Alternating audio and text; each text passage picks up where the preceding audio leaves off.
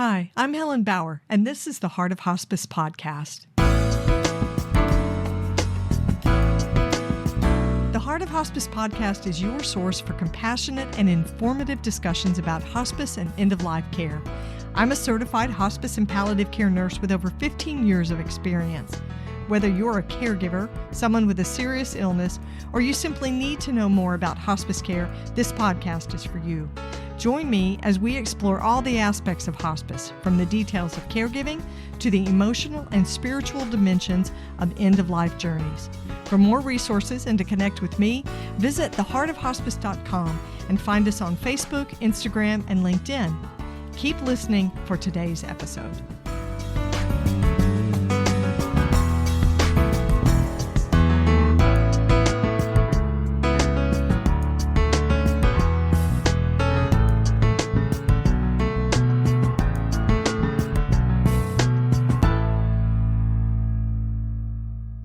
This is the Whole Care Network.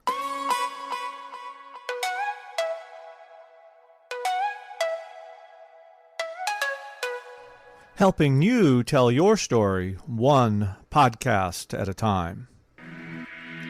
Content presented in the following podcast is for information purposes only. Views and opinions expressed in this podcast are solely those of the host and guest and may not represent the views and opinions of the Whole Care Network. Always consult with your physician for any medical advice, and always consult with your attorney for any legal advice. And thank you for listening to the Whole Care Network.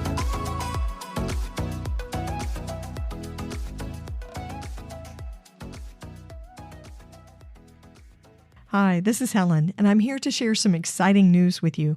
During the month of November, the Heart of Hospice podcast is bringing you 4 special episodes featuring end-of-life educator Barbara Carnes.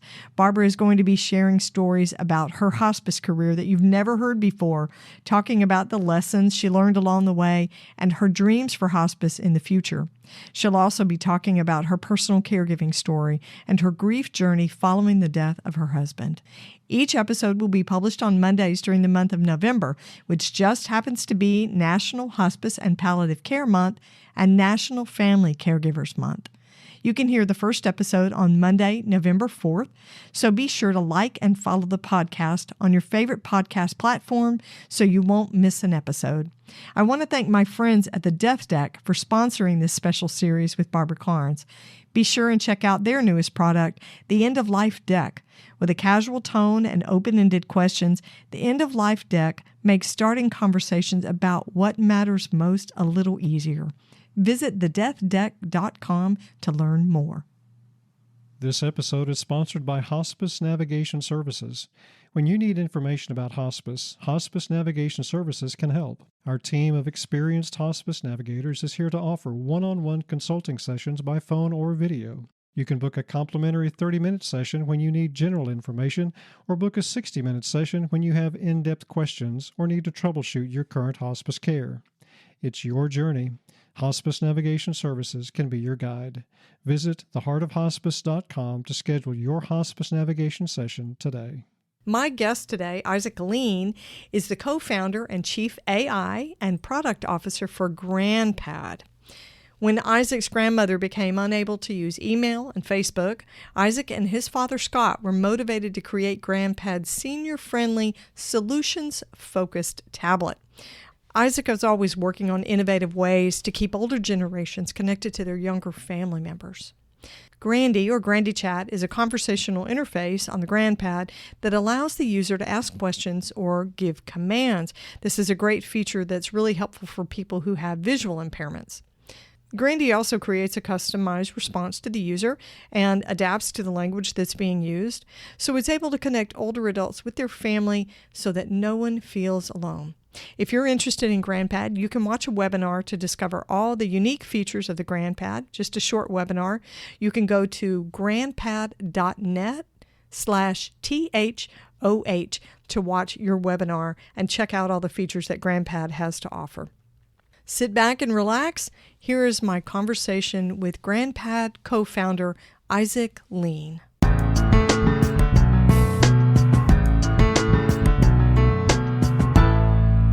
Isaac, welcome back to the podcast. It's great to have you on the show. Great to be back. You know, GrandPad is one of my favorite things because my mom has one and it's a constant source of joy for her because we load all these pictures in. So I got to tell you a funny story about my mom with this GrandPad. My mother doesn't know where the pictures come from. And I upload all these pictures and she'll say, oh, so-and-so sent me all these pictures of this and this and this and this, and you wouldn't believe. And I'm like, I would believe it because those are my pictures. I put them all in there. She forgets how that works. But I am so glad to have you back on the show. We're huge fans of GrandPad at the Heart of Hospice. So thanks for agreeing to do this with me. Yeah, I appreciate that. And excited to chat again about some new stuff. Yeah, we're going to get into some technology stuff today, which is really out of my area, but I think it's a really cool component of GrandPad. So let's backtrack just a little bit, step back a little bit, and talk about how GrandPad came to be and what the company's mission is. Yeah, so GrandPad started just about 11 years ago due to personal need that we saw within my own family. I was going into college in Southern California, and all my extended family and grandparents were in the Midwest in Iowa. And the challenge we saw was it was really hard for me, 18-year-old, to keep in touch with my grandparents. Standard technology was a struggle. Phone calls, especially for my grandma, she had really bad hearing issues, and it was not something that a hearing aid could fix. It wasn't a volume issue. So even doing a phone call, I couldn't speak with her on the phone. There was no good way to send an email. It's like I could only really show her photos of what I've been doing and communicate when we were in person, a few times a year when visiting. So that was when myself and my dad, seeing this problem, decided to, hey, let's prototype a solution where we can have a video calling tablet that we give to my grandma. And because she could read lips, and that would account for hearing issues and hand signals, we could at least communicate with her in a really high fidelity way. So we got a prototype together, got it in her hands, and we saw that when we made it so simple, we just had literally a tablet that all it could do is video call us with one button. It was simple and easy for her. And it took away all the challenges and frustrations she had seen before with standard technologies like Skype at the time, which, was what we had tried using, for example.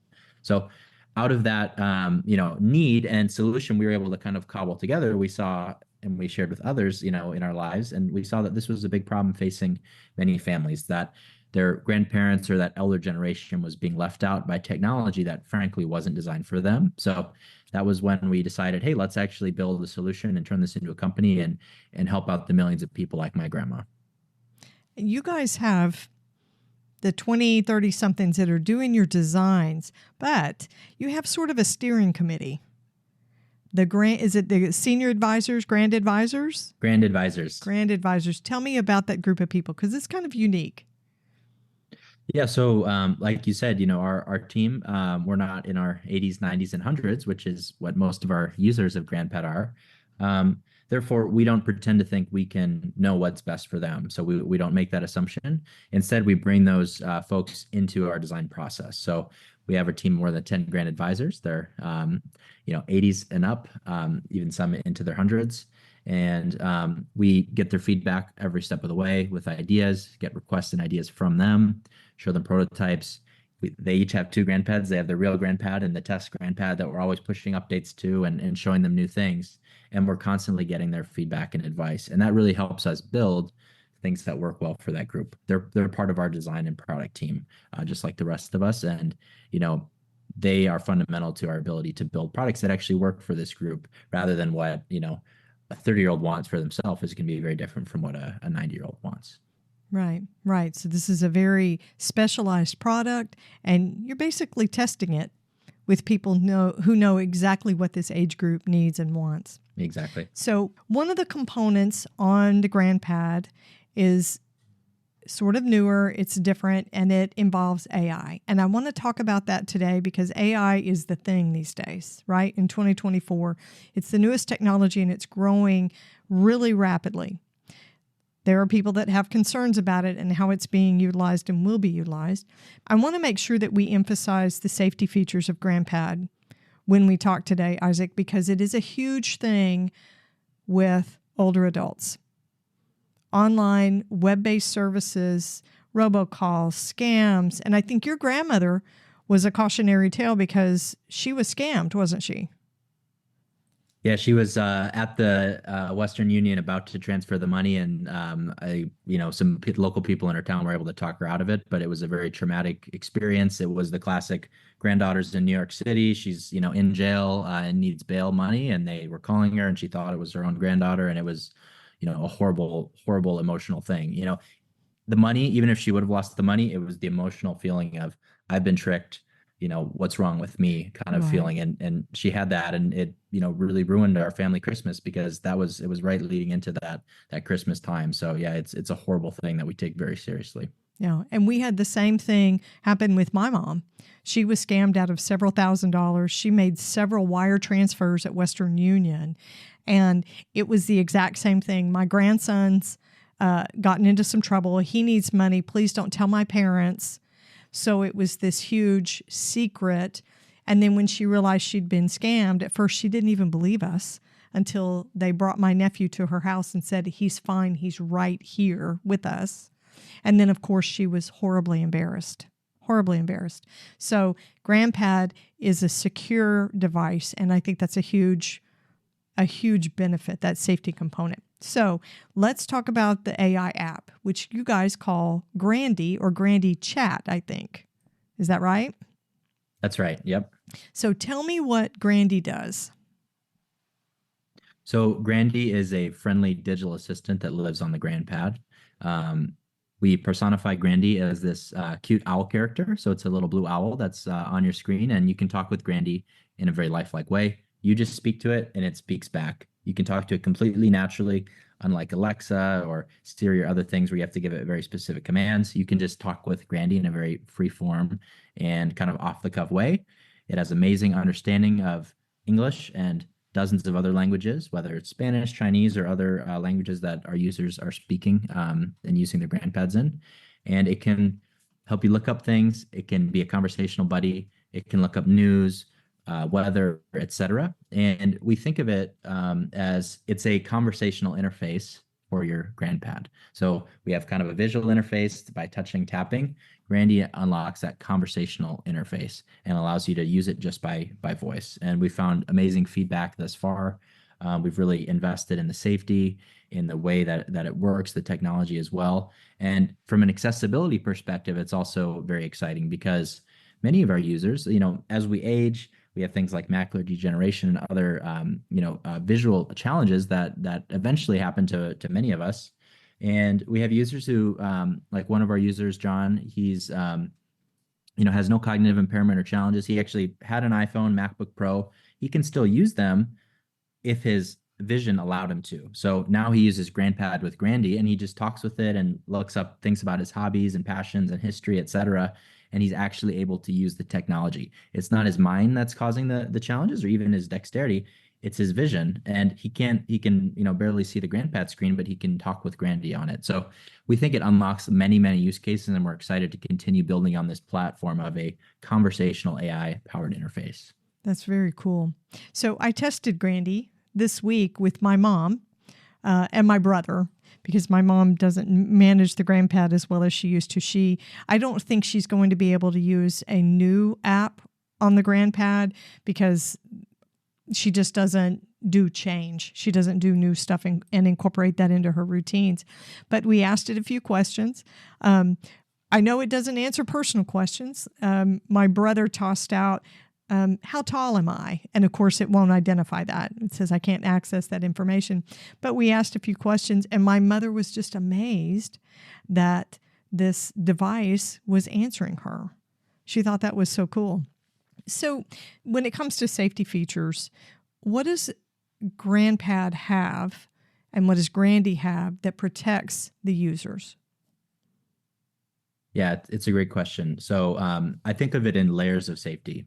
So first of all, right, there's kind of a initial basic safety check that happens on any question you ask Grandie. So let's say someone asks something related to, harming oneself or others. It's just going to not engage. It's not going to respond. It's going to just kind of shut down and shut out those questions. So anything related to like violence Yeah, if it's, again, let's say someone wanted to make a bomb or something like that, right? Right. It's just not responding and shut it out, and it flags that.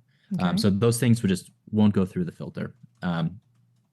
Next, it's kind of like things that we are able to train Grandie and make sure it doesn't answer certain type of questions, or it won't go down certain rabbit holes where it can still respond to you, and they might be lighthearted questions, but it's not going to go deep on, for example, it doesn't help like diagnose medical conditions. AI is actually, it can do that. Obviously people should go to their doctor, but there's showing that AI can do some type of things very well, but we don't allow Grandie to do that. It's just going to say, hey, consult with a medical professional with those things. If you're experiencing, a medical emergency, sit down, and be careful and call 911. So Okay. that's kind of the next layer. And then third is we make sure Grandie is responding in a way that's appropriate for the user. So for example, Grandie knows some basic information about the user. It knows, what their age is. It knows they're, in many cases, an elderly person. So if I ask Grandie, say, hey, I'm thinking about getting an exercise. What should I start doing?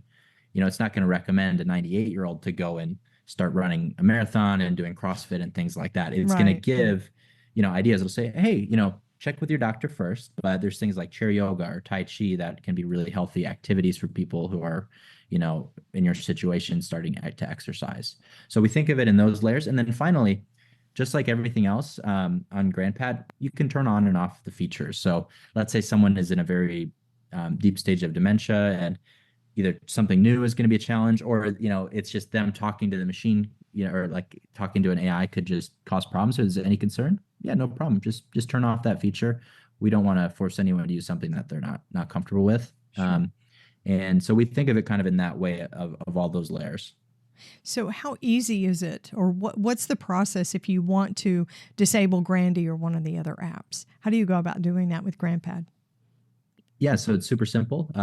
Easiest way, you can call our 800 number and we'll answer 24/7, 365. We'll turn it right off. Or you can use your iPhone, Android, or web GrandPad companion app as like a family administrator or a loved one. And there's just a toggle. You can see all the apps and also individual features and turn those things on and off. So if they call the customer support, the 24/7, they're talking to a live person, aren't they? Mm-hmm.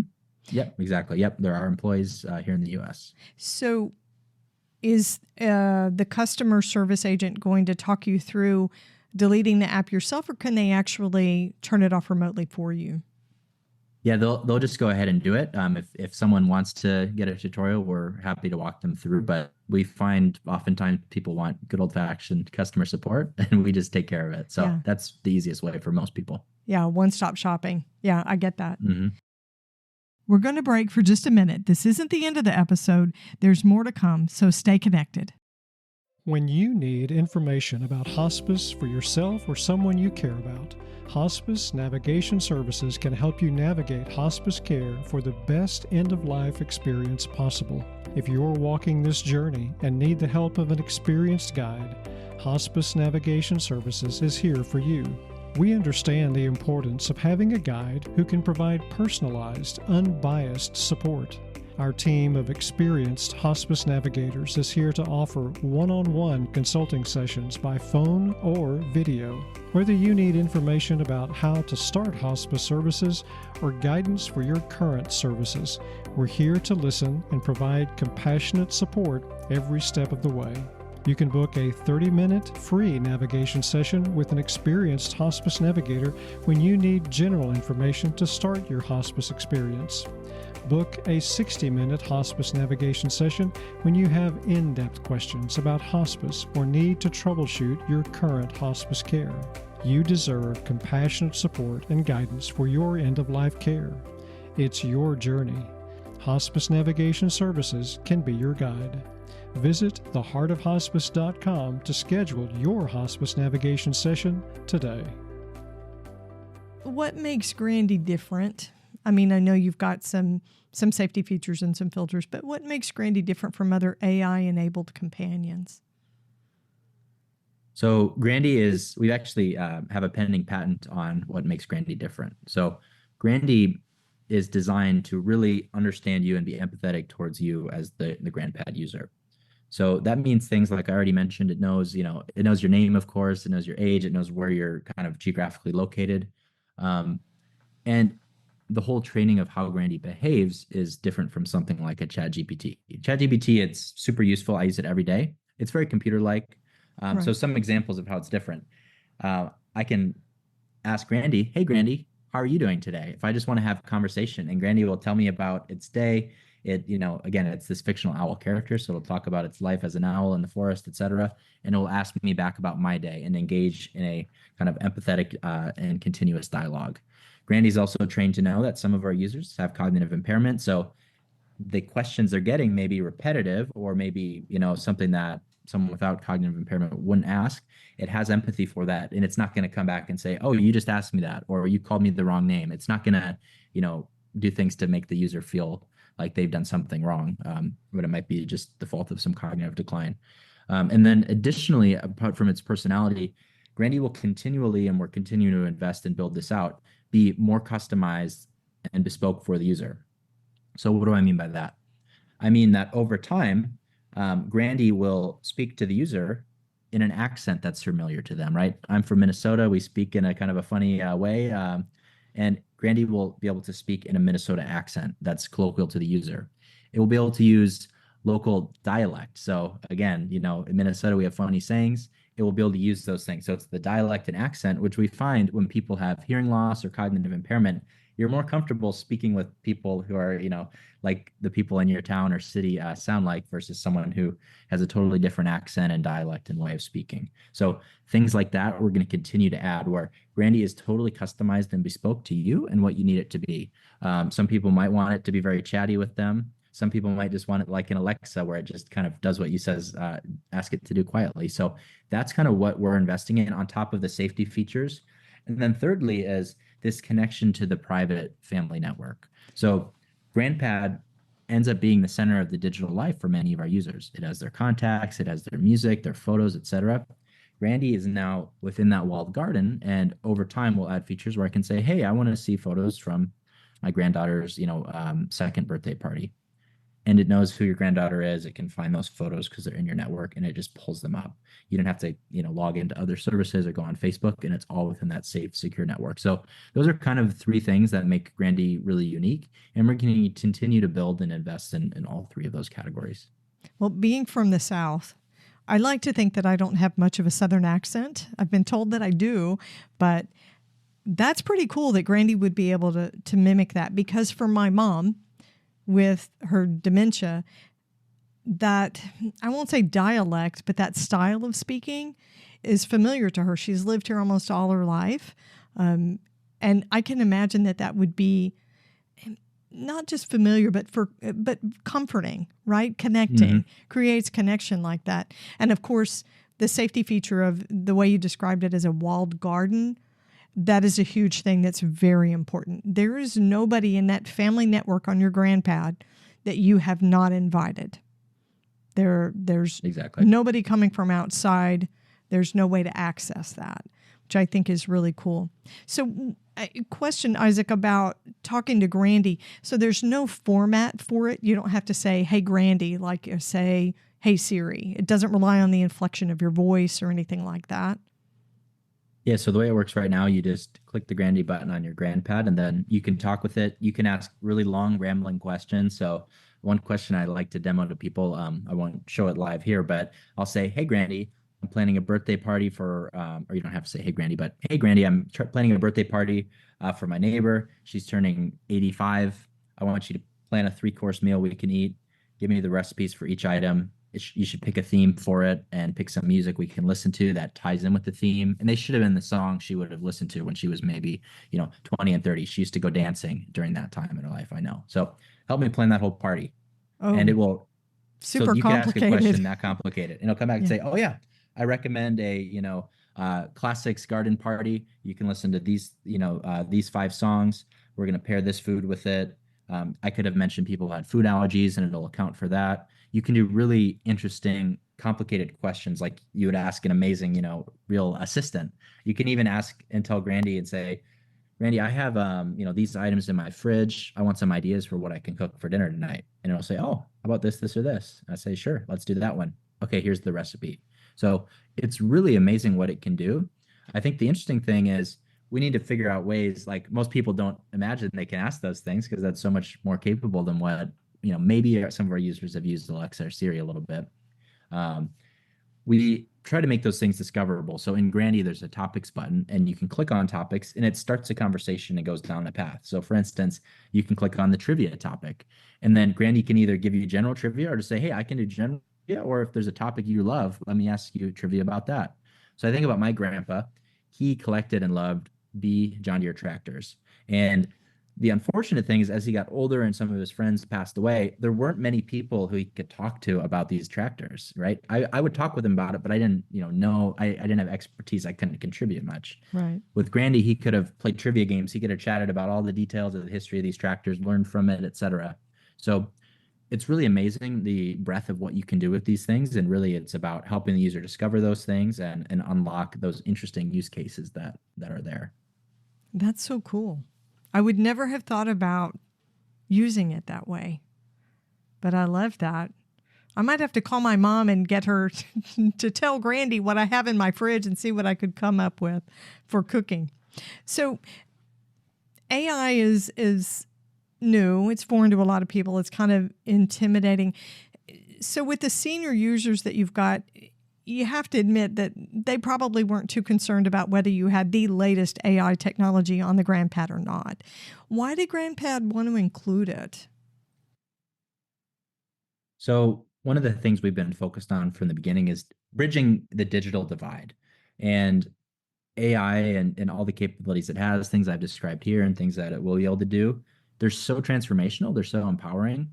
We don't want to have to have people like my grandma wait 10 whatever years for it to be simple enough for her to get the benefit of. So Right. we saw early on, hey, this technology is a huge breakthrough. So we started investing and building in it and testing and figuring out like what can we deliver to our customers that will improve their lives and and provide a great experience. And that's what's led us down the path that we're on now. So it is like breaking bleeding edge technology. And we're very proud to say, hey, we're delivering it. We have people in their 90s, hundreds who are using this technology before the 20-year-old. And I think that's really, really a cool thing that is almost never been the norm, throughout history. Oh, for sure.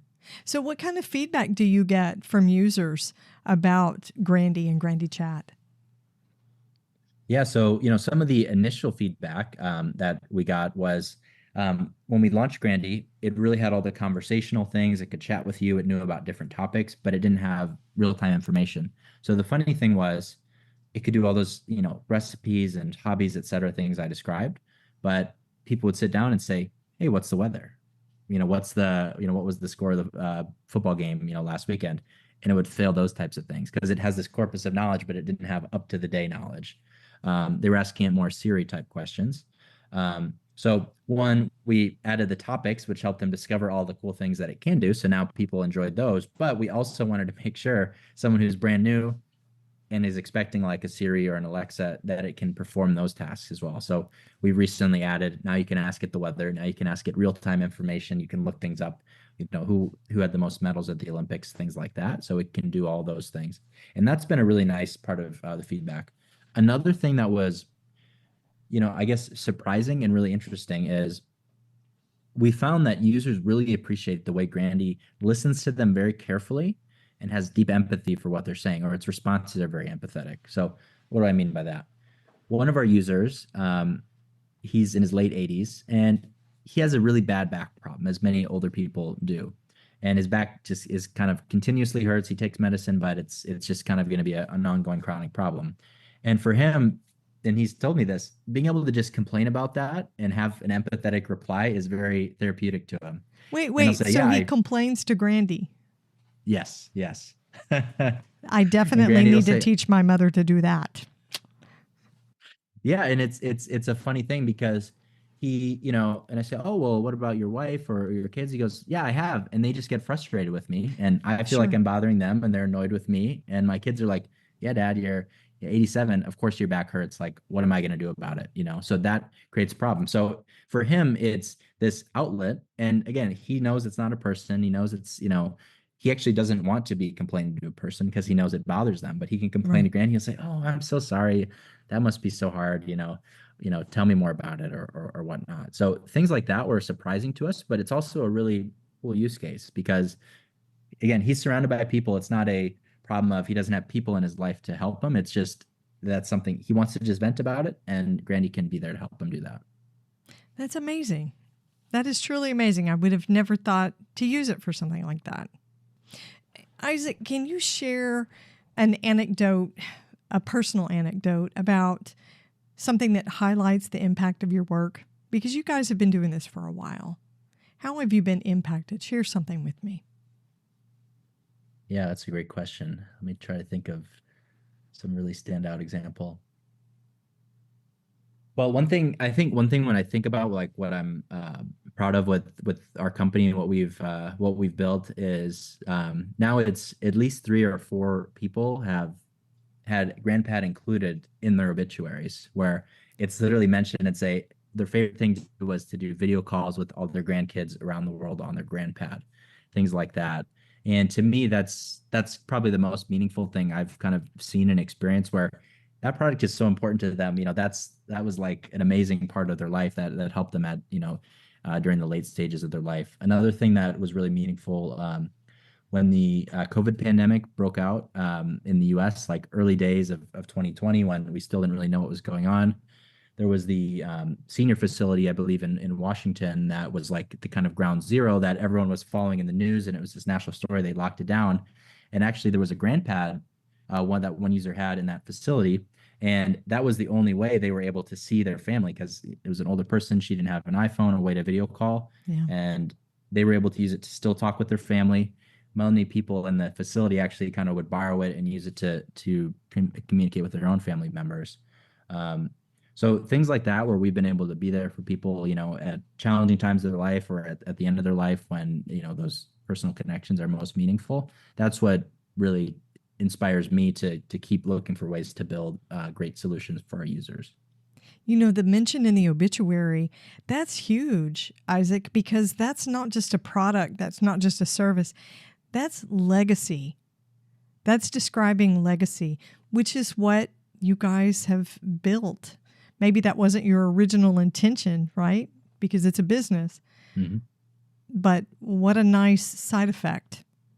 And being able to influence and support and add into people's lives like this. That's pretty incredible in my book, I think. So before we close, Isaac, what would you like to tell my listeners about the future of technology when it comes to enhancing the lives of older adults? So I think that this group historically has been left out by the latest technologies. People will build things for themselves. The 30, 40-year-olds will build products that they can use, and they just assume everyone can use it, or they don't even think about our older generations and what's going to be useful, appropriate, accessible for those people. So the thing I encourage everyone to do who's building products or services in this space or in general is, think about some of the older people in your life. Think about their needs, talk with them, and think, hey, is what I'm building, how can it help them? Make sure they're not left out of that conversation, because, in many cases now, they're the ones who have the most to benefit from these technologies. And there's so much loneliness across generations, but especially in older generations, as people, around them are passing away, and maybe kids and family live far away. We need to have technological solutions that help that group and don't leave them out. So that's what I would leave with people. Yeah, absolutely. So how can my listeners connect with GrandPad, look into watching a webinar, and getting an idea of what GrandPad can do for somebody in their family? Yeah, I'd encourage everyone, come to grandpad.net. You can watch the webinar. We'll chat with you in real time there. Call our 800 number, which is on the top of every page of our website, and a real person will answer any time of day, 24/7, and we'll tell you more and see if GrandPad can be a fit for someone you love. Isaac, thank you so much for talking with me today. I'm a huge fan of the GrandPad, obviously, but I love the work you guys are doing. Thank you so much for what you do. Appreciate it, Helen. Yeah, great to be back. Thanks for listening to the Heart of Hospice podcast. Check out our sponsor in the show notes and please leave a rating and review on Apple Podcasts. We would appreciate it if you would share this episode with your friends and family and anyone who needs to know more about hospice. Connect with us on Facebook, Instagram, and LinkedIn. And remember, no matter who you are or where you are in your hospice journey, you are the heart of hospice.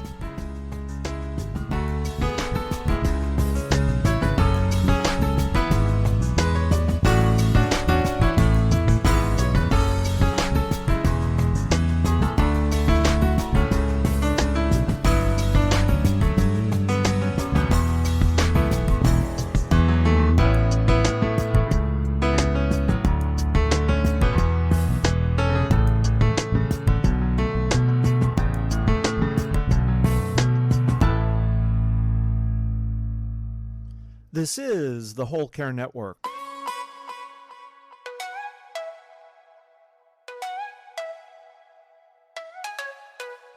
Helping you tell your story one podcast at a time.